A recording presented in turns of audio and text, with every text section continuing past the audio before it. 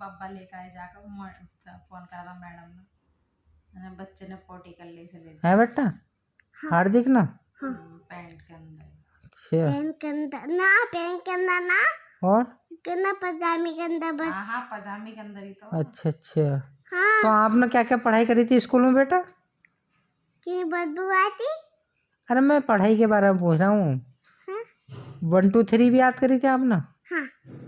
और ABCD भी कहाँ तक याद करी थी सुनाना एक बार की मम्मी ना खादी की मम्मी ने गंदा खाना बनाया था कोनो पोटी कर दी थी गंदा खाना दिया था हार्दिक की मम्मी ने और पता तो उन्हें स्कूल में पोटी कर ली थी पराठा दिया था बस इतना बड़ी पोटी कर दी थी मेरी अच्छा पराठा दिया था अच्छा नहीं था पराठा पराठे पराठे छोटे बच्चे लगाते बड़े बच्चे खाते अच्छा हाँ सही बोल रहे हैं आप हार्दिक नहीं खाता